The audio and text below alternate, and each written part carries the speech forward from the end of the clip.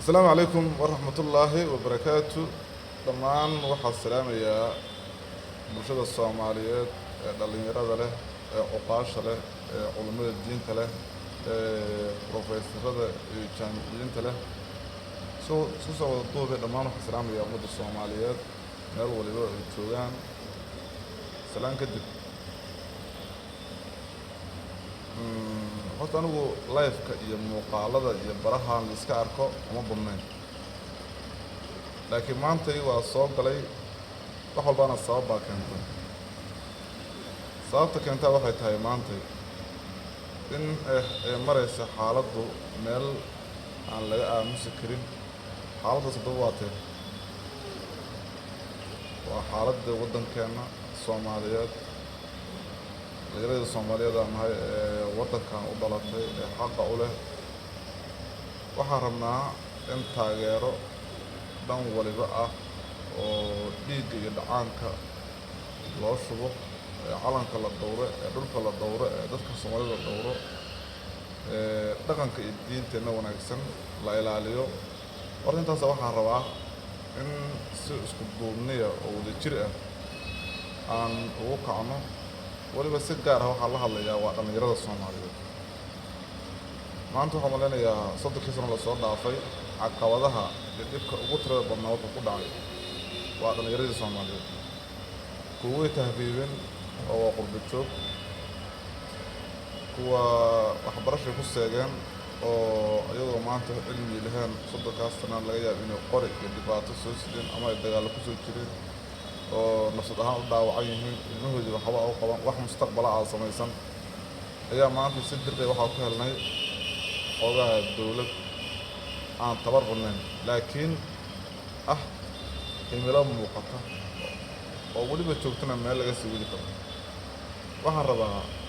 dhalinyarada Soomaaliyeed meel walba joogaan dadka horta qabiil ma kala aha Soomaali waa Soomaali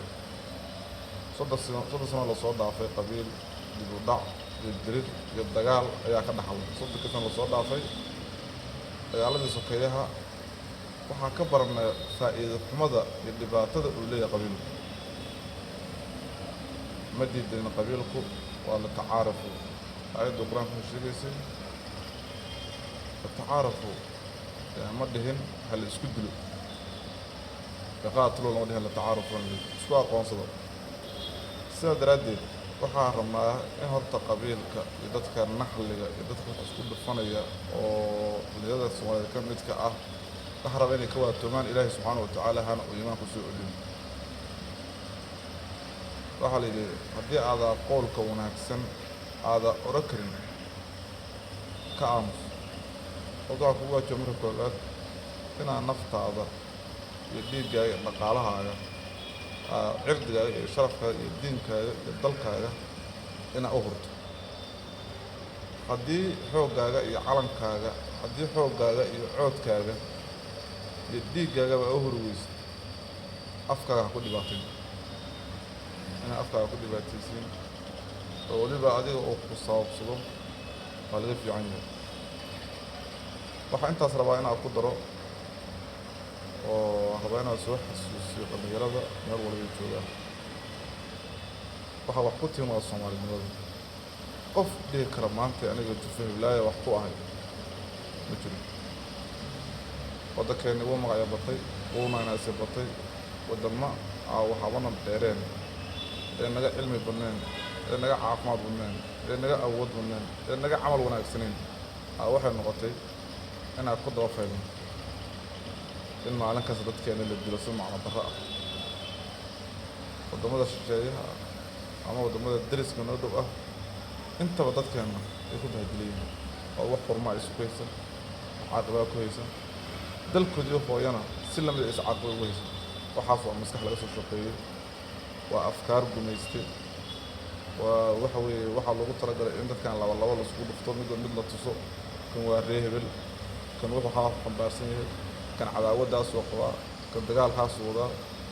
dhammaan waxyaalahaas laga soo shaqeeyay oo afkaar shisheeye ah oo loogu talagalay in lagu cuuriyaabiyo dadnimadeenna iyo maskaxdeenna iyo waddankeenna iyo qabkeenna waxaan rabaa qabka Soomaalinimada inuu sareeyo waxaan rabaa in waddaniyada iyo dalkeena oo horumar ka sareeyo 2025 ugu dambeyn 2030 waxaan rabnaa inaan hawada u dirno dayax gacmeed aan rabnaa inaan hawada u dirno eragaasaan meel ku qoranaynaa 2030 markii la gaaro waa doorashada hadda mid darta lagu muransan midda ka saddexaad horta midda labaad 2025 afti dadweyne qof waliba saacadkiisa la bixi doono midda 30 ka dhacaysana waa midda aqoon hawada u dirnaa dayax gacmeed 2030 waxaa dirnaa dayax gacmeed taas laga shaqeeyo in dib loo laabto laga shaqeyn qofkii waxna qaba karin dhiiggiisana ay keenin dhulkana ay difaacay diinkiisana ay difaacanayn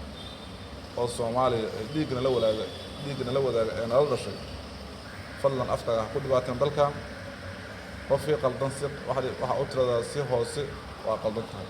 hadaarku si kor u dhawaa qaldan tahay laakiin qarankii ha wasaqeyn dawladii ha wasaqeyn qabiiladii ha wasaqeyn sheehibal ha wasaqeyn cidna caayib wax walba fidna abuuri kara ka dhowrso ku dheeraama warkii intaana ku soo koobiyaa aadama mahadsantii ummadda Soomaaliyeed 2030 dayax gacmeed aan direynaa dayax gacmeedkaas meesha ka kici doono farsamadiisa iyo ahdaaftiisa oo dhan waa la soo wadaa waxaa dib in kula soo wadaagi doonaa muuqaal la xiga muuqaalkan halkan ayaa ku kala boga doonaa soo dhawaada aadama mahadsantii